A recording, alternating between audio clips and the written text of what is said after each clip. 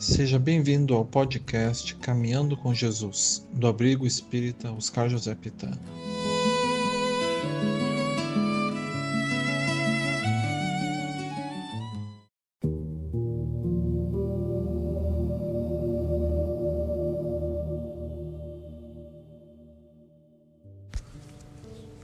Muito boa noite a todos os irmãos e irmãs que estão conosco em mais um trabalho de toda terça-feira.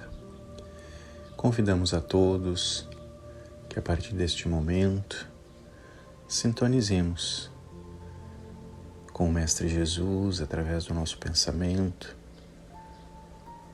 para que possamos unidos em espírito, em pensamento, em vontade, nos unamos a Ele e aos Espíritos amigos que estão conosco. Querido Mestre Jesus, mais uma vez estamos reunidos em Teu nome. Te pedimos, Mestre, o amparo, a proteção para este trabalho, para os nossos lares, para que possamos, imbuídos de boa vontade, de vontade de melhoria íntima, aprendermos um pouco mais sobre os Teus ensinamentos, sobre o Teu Evangelho, mas acima de tudo, sobre os Teus exemplos.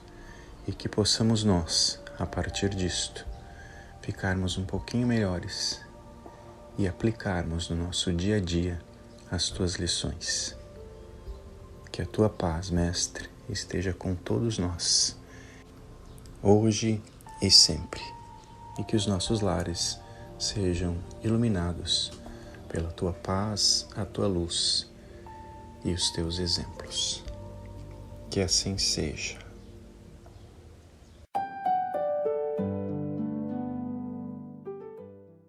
Boa noite, irmãos. Dando continuidade ao estudo do livro Palavras de Vida Eterna de Francisco Cândido Xavier pelo Espírito Emmanuel, hoje nos deteremos no capítulo 38, cujo título é Salvar-se. Palavra fiel é esta e digna de toda aceitação, que Cristo Jesus veio ao mundo para salvar os pecadores. Paulo, na primeira carta a Timóteo, capítulo 1, versículo 15. E sobre as palavras de Paulo, Emmanuel nos fala. É digna de nota a afirmativa do apóstolo, asseverando que Jesus veio ao mundo salvar os pecadores, para que reconheçamos que salvar não significa arrebatar os filhos de Deus à lama da terra, para que fulgurem de imediato entre os anjos do céu. Assinalemos que logo após a passagem do Senhor entre as criaturas, a fisionomia íntima dos homens, de modo geral, era a mesma do tempo que lhe antecedera a vinda gloriosa. Mantinham-se os romanos no galope de conquista ao poder. Os judeus permaneciam algemados a racismo infeliz. Os egípcios desciam à decadência. Os gregos demoravam-se sorridentes e impassíveis em sua filosofia recamada de dúvidas e prazeres. Os senhores continuavam senhores, os escravos prosseguiam escravos. Todavia, o espírito humano sofrera profunda alteração. As criaturas, ao toque do exemplo e da palavra de Jesus, acordavam para a verdadeira fraternidade e a redenção, por chama divina, começou a clarear os obscuros caminhos da terra, renovando o semblante moral dos povos.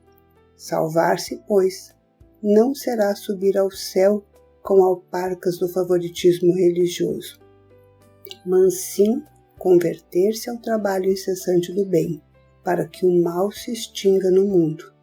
Salvou-nos o Cristo, ensinando-nos como reerguer-nos da treva para a luz. Salvar é, portanto, levantar, iluminar, ajudar e enobrecer. E salvar-se é educar-se alguém para educar os outros.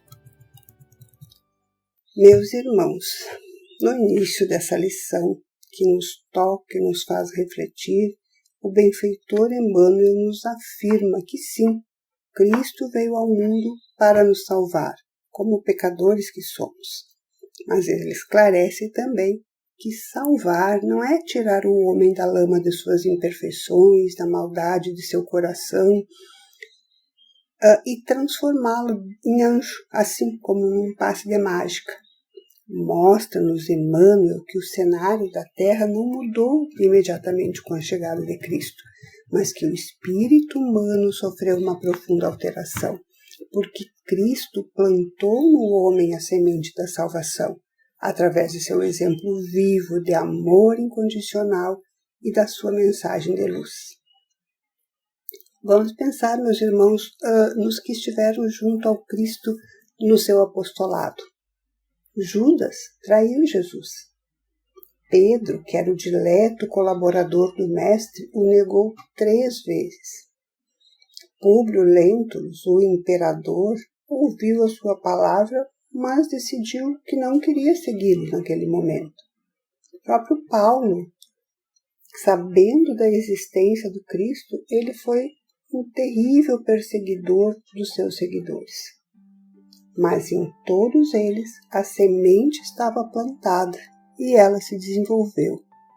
Judas teve o seu arrependimento. Pedro admitiu a sua falta de coragem naquele momento, fortaleceu-se e hoje ele é o alicerce para a divulgação da palavra de Jesus.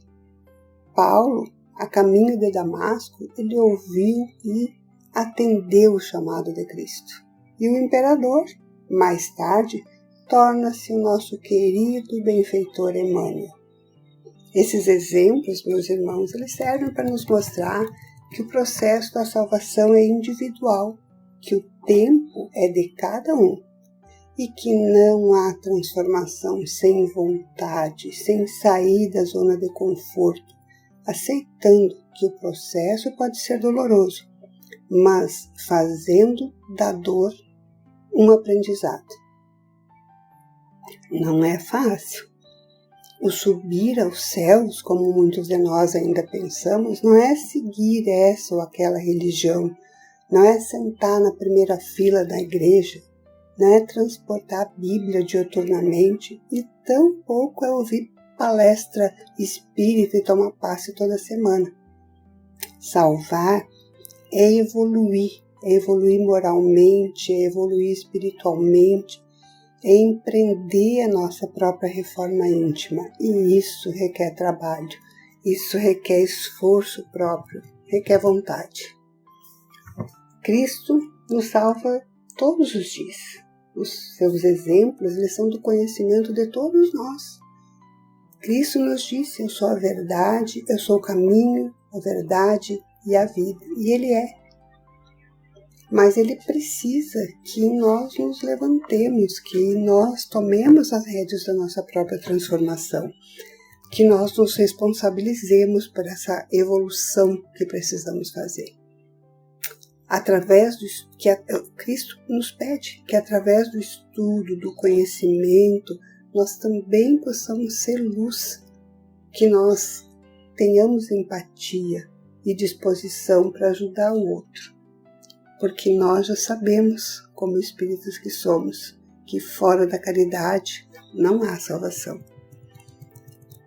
Nós estamos, meus irmãos, num período de transformação da Terra. A Terra está saindo do mundo de provas e expiações para o mundo de regeneração. O que nos cabe nesse processo? O que nós estamos fazendo para salvar a nossa Mãe Terra? Ou será que a gente ainda pensa que num momento exato, num dia marcado, com hora marcada, a Terra vai se transformar? Será que a gente ainda pensa isso? Que essa lição de Emmanuel, que nos faça refletir, que nos faça pensar sobre tudo isso.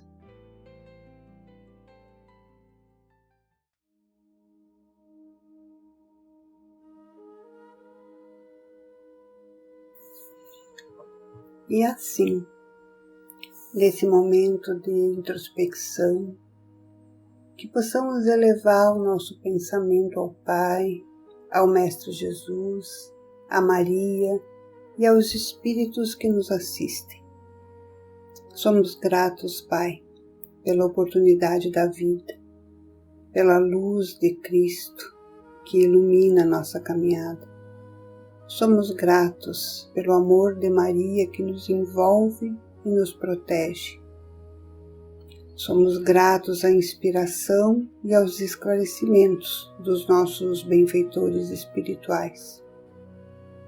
Pedimos, Pai, que tenhamos força para levantar e iniciar o nosso processo de transformação e de salvação. Que transformados nós também possamos ser luz para todos aqueles que compartilham conosco a caminhada. Gratidão, Pai, sempre. Que assim seja.